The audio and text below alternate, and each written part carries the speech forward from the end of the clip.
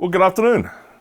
Just wanted to do a quick video on doing some performance tests on my 435B power meter that we see here.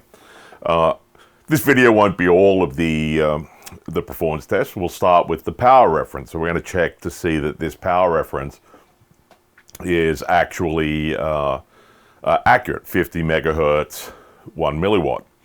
Now, the reason I wanted to do this is that I managed to dumpster dive some other gear, and I'm going to do a video of a repair on one of them. I needed to check, one of them was a spectrum analyzer, and I wanted to check its signal and so on, and make sure that it was roughly working, because I got it from a dumpster. So to do that, I wanted to get a signal out from one of my signal generators, check the level, make sure the level was accurate, then see what the level was coming up on the signal generator, and then move it around to see where it would appear, see how the actual power would appear in the spectrum analyzer's range. So to do that, I dragged out my trusty 435B, which is a power meter, and I turned it on and I noticed that there seemed to be a little bit of problems. I haven't used this in quite some time. I've been using the digital versions, but I love the form factor of this thing, and so I thought, well, let's get it out, let's play with it. And so what I wanted to do was once I noticed there seemed to be an issue with it, I thought, well, we'll do the performance checks, we'll see if it's still in spec, and if not, we'll adjust it back.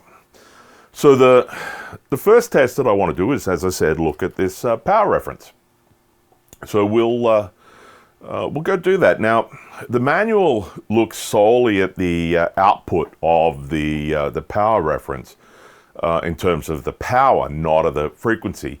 So you don't really need to go look at that, but I thought it might be interesting to take a look. So let's just go put a little N-type to BNC adapter on here, and then we'll just take a look against my 53131A. Now, it has the high stability time base on it, and I have just recently recaled that with my GPSDO, which I think is a Hewlett-Packard. It's one of those ones from a cell phone tower. It's I think it's HPZ 3805A.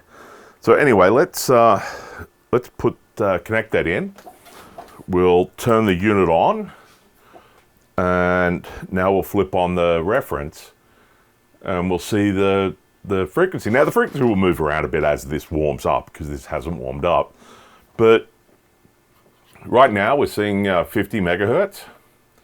And so I'm pretty happy with the accuracy there. At 50 megs with these sensors, it won't make a lot of difference that it's off by 70 kilohertz. All right, so now it's time for us to look at the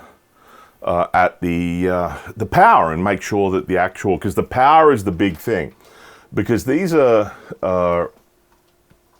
meters use a sensor and they need to be referenced, or otherwise the result they'll get is not accurate. So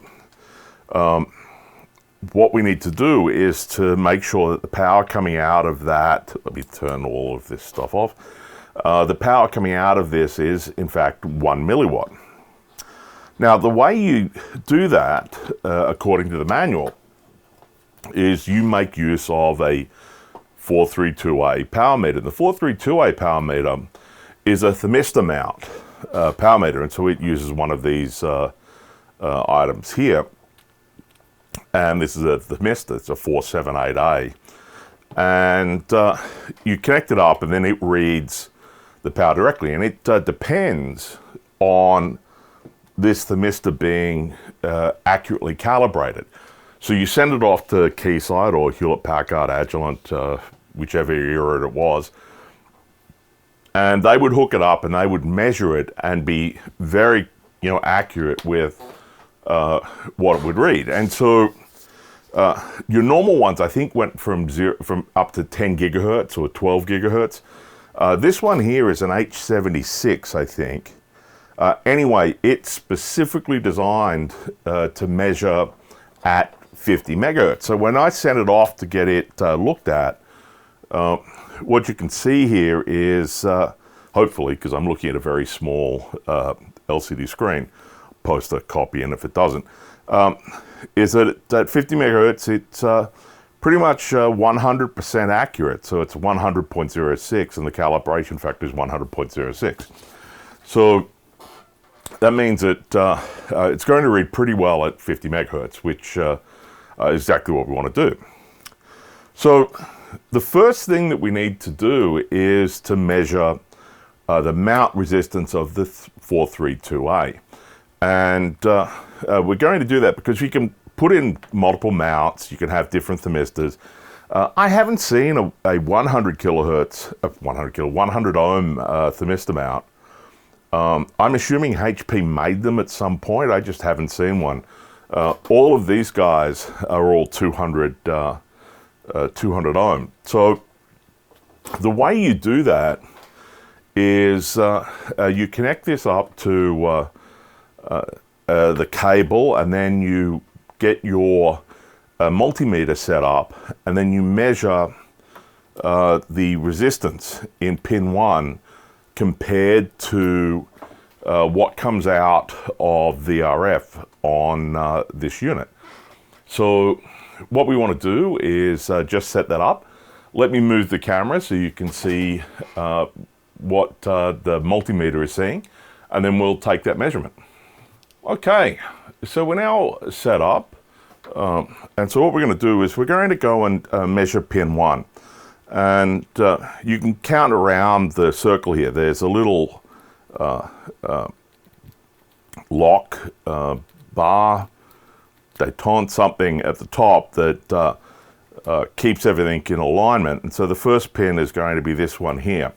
So let's just drop in my probe, and we'll measure that. 201.03, or 02 is the case. It probably bounce around a little bit, but let's say 03 is fine. Okay. Now, what I have here is just the formulas that calculate. The first one is the reference test, where basically what we're going to do is we'll measure some values, and then that will tell us what the actual outputted, an accurate view of what the outputted power, RF power is. And then we'll switch them around a little bit, and we'll basically do the same thing again, but we'll be looking for one of the voltages, because we're going to adjust the power reference back in if it needs to be adjusted. You can see the formula there. It's just it's a fairly straightforward formula. It's in the manual. So, all right. So now that we know that that's set up, let me just, I have the procedure here. So I want to make sure that I don't miss any steps in this procedure. And so what it has me do next is basically connect all of the sensors up, and then plug everything in. All right, so let me make sure that was the case. Okay, so we've done that. We've recorded it at 2 decimal places. We're going to take the power meter and we're going to plug it all together, and then we're going to turn on the power meters for both, and then we will let the thermistor stabilize for 30 minutes. Now, how these things work, let's just get that on. They have 2 thermistors in them, and one they excite, they measure through just the ambient temperature, and that tells them what the room temperature is. And then the other, they measure the temperature caused by the incident RF that is actually hitting the thermistor. And that way we can tell that the unit, that we can tell the power output coming in, and then we calibrate or correct it for ambient temperature, because the thermistors are thermal devices. All right, so we connect it all up, and then we turn both units on. All right, so let's go connect the thermistor up to our mount here.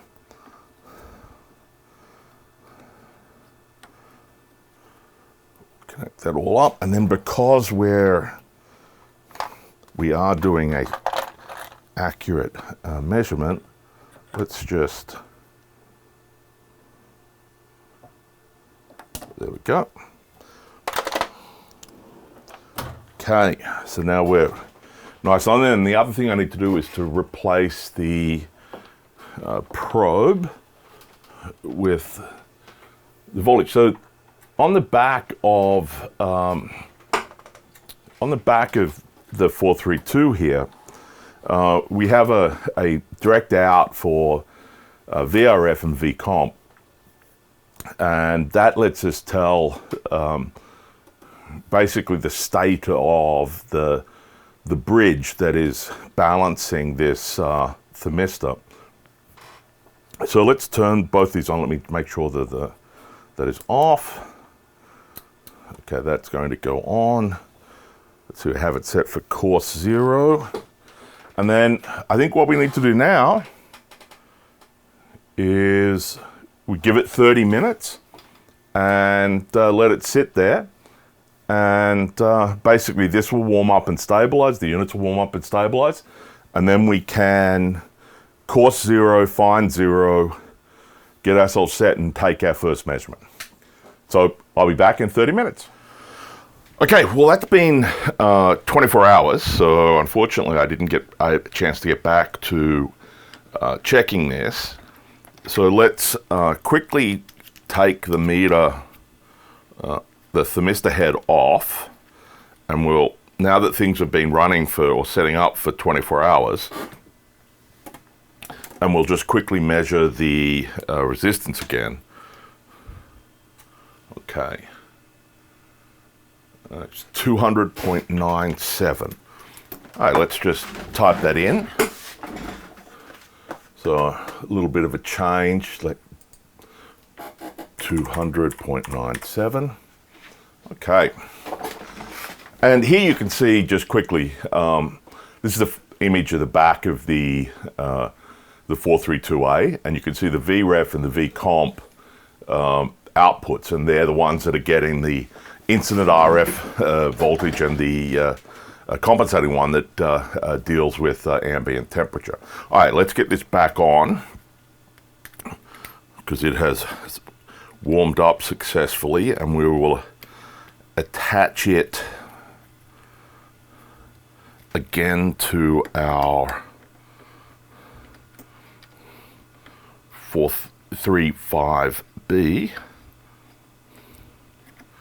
Okay, just grab the torque spanner.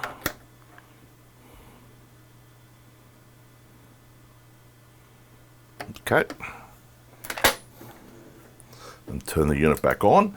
And now we can take out our probe and put our value back in here, and we want to measure milliwatts. All right.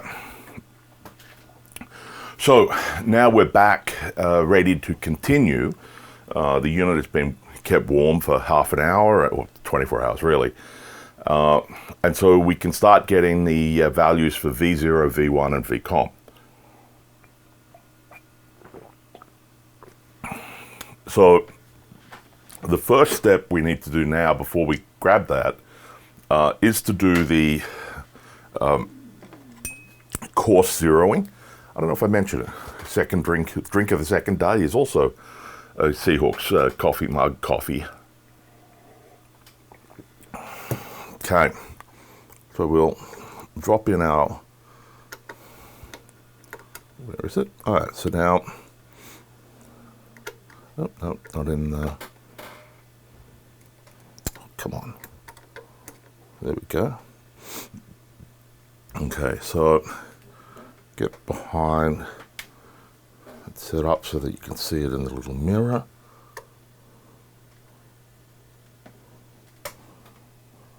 Okay. It looks pretty much bang on. Oh. Nope. Just moved it a little bit. Oh, come on. Okay.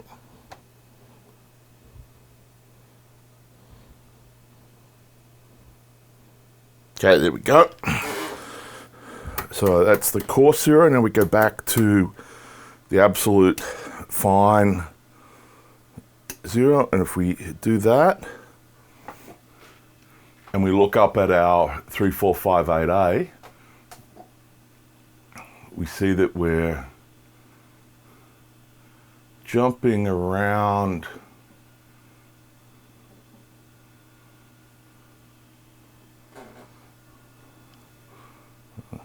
just give it a fine zero again. Okay. And then we set the range to 0 dBm. Okay. And we're bouncing around a little bit. Anyway, that should be, ooh. Okay. So I think we're measuring around 120 millivolt, 120 microvolt there. So let's go type in 120 microvolt.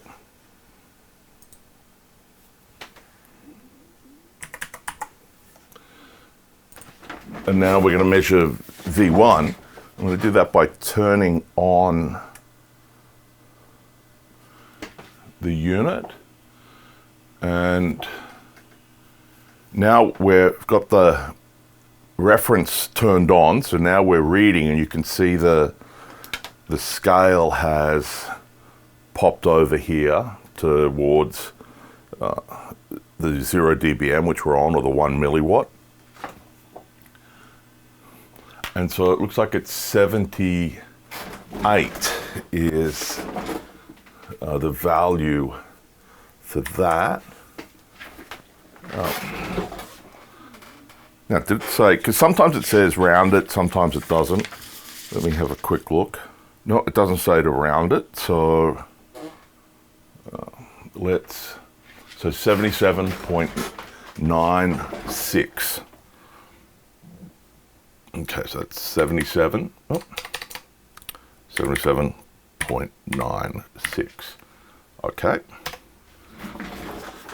And now we need to read VComp, which we do by taking our common out of VRF and putting it into the VComp number.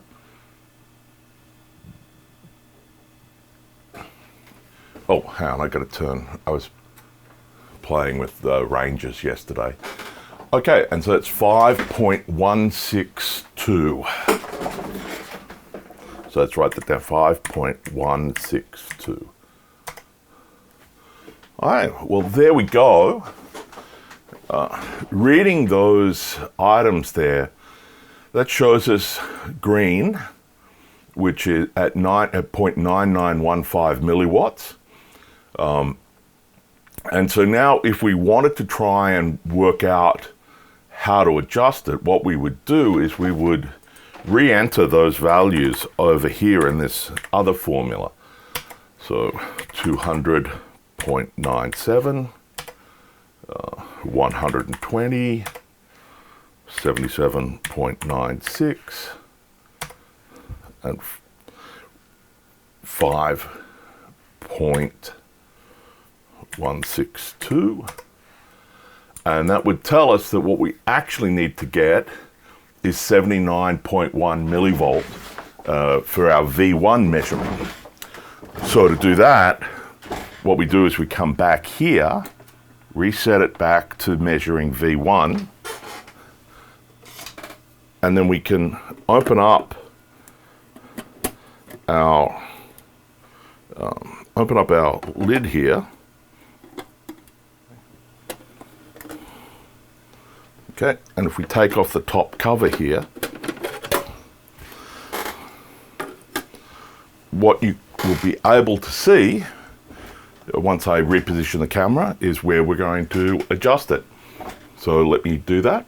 Okay, so this is the adjustment point.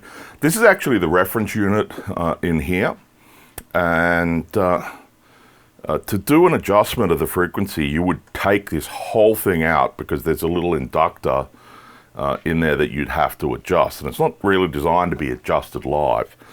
Fortunately, our frequency was only about 80 odd kilohertz out.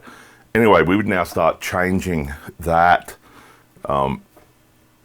potentiometer here, which would change the value. So let's go do that. Let's switch back up to our multimeter.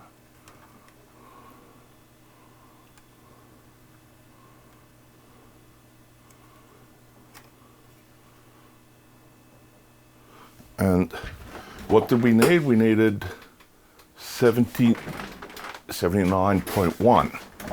So let's put that in there. And if we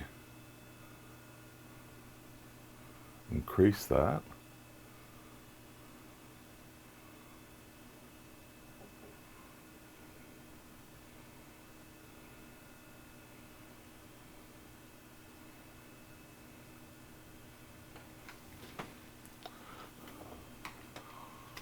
I'm going to say that's 79.1. So if we come back to our measured values and we drop in 79.1, there you can see that we're almost bang on. We're 1.0059 milliwatt. So we're about 6 microwatts out. I'll take that as a nice accurate power reference that we can then start to do some measurements with. All right, this will end the power reference adjustment, performance test adjustment. The next test I'm going to look at is, I think it's the zero thing. I did notice a bit of an issue with the zero here, so we'll take a look and we'll see what happens. Anyway, I hope you found that interesting. And if I don't see you in the comments, I'll catch you hopefully watching the next video. Thanks very much.